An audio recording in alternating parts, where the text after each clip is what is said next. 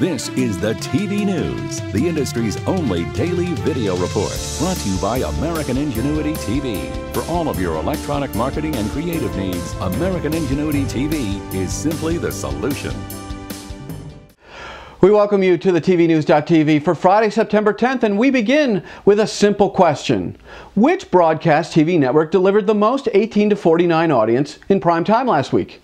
Well, if you guessed Fox, the CW, ABC, NBC, or even CBS, oh, you make me laugh. Well, you would be wrong. It was none other than Univision. Even more impressive is that Univision beat out both Fox and CW in total audience delivery for the week. Congratulations, Univision, and arriba! All right, got another question for you. I got a ton of them. I'm putting on my 3D glasses for this one. How big of a deal is 3D TV? Really? Well, according to a just-released CTAM study, it could be a bigger deal. Only 29% of respondents who said they'd be in the market for a new TV within the next year said they'd even consider a 3D TV rig. Well, they just haven't been exposed to the magic that's 3D TV, right? Nope. After the same sample saw a 3D TV demo, 29% number, well, that went down. All right, I'm taking off my rose-colored 3D TV glasses, but just for now.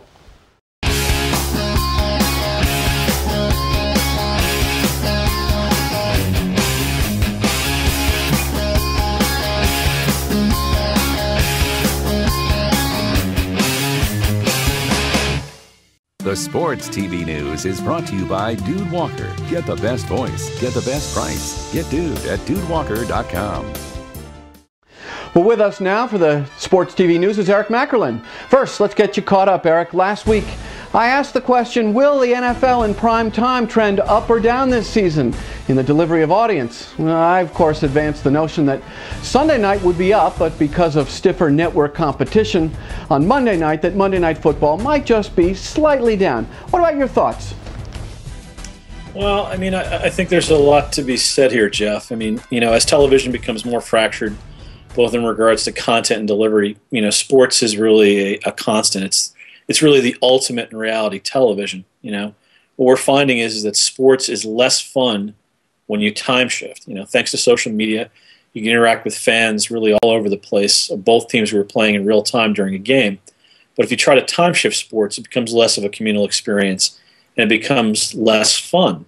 You know, that leads to that, you know, NFL ratings are going to endure and you know, strengthen no matter which venue you're talking about, whether it's your Sunday afternoon game, your Sunday night game, your Monday night game, or later in the season, your Thursday night game.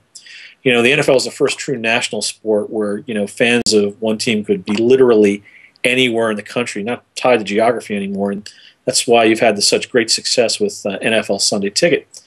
You know, another driver now is fantasy football, where everybody now has an interest in literally every game and needs to know a level of detail about teams other than the one that they're a fan of they really never had to before. So you've got a real reason to follow more games, follow more teams, and also to follow games longer. A touchdown in garbage time used to mean nothing except to gamblers. Now, when it comes to fantasy football, it really means a lot to everybody. And I think because of that, we're going to see NFL ratings endure this season, through next season, and forever, because it's really, you know, just the ultimate TV package. You can't be a serious player in big time network television, national network television, unless you've got the NFL. All right, let's talk about some other ratings dynamics with sports. College football, this past weekend opening of college football, ratings just exploded. Boise State, Virginia Tech up 21% over Florida State and Miami the same time period the year before. Notre Dame football up 77%. How do we explain all that? Well, I mean, I'll deal with Notre Dame very briefly first. Again, Notre Dame, just as you know, is a college football team that's got a national constituency. You talk to the folks at Notre Dame, they like to talk about the Subway alumni. And the fact of the matter is you've got a new coach there in Brian Kelly. There's some new hope, and that's really boosted the first week of ratings on NBC, and good for them. I think when it comes to Boise State, it's something that's a little bit different. All right, Boise State is a member of the Western Athletic Conference, and what we've got here is that there is a kind of a split in college football fandom. There are the fans of the traditional national powers, your Alabamas, your LSUs, your Penn States, your USCs, the big players in the BCS, okay? Then you have Boise State, a member of the Western Athletic Conference, not part of the Bowl Coalition, not part of, the old money, so to speak, in college football. And they're basically, they're your bracket buster. They're your Gonzaga of college football.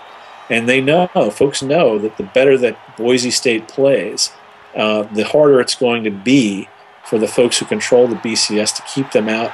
And it's going to be harder for the folks who control the BCS to resist calls for a national college football playoff.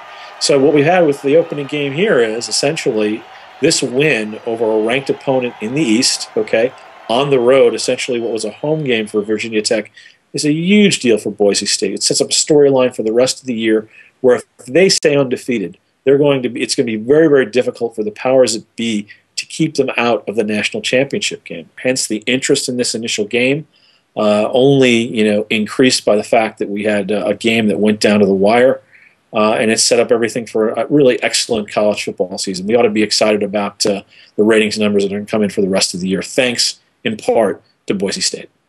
Well, to quote my favorite college football announcer of all time, well, sir, I think it's going to be a barn burner. That was bad. Eric, we will see you next week. Future events and opportunities brought to you by Sando Communications. Sound judgment, solid credibility, and superior results. This is Sando Communications.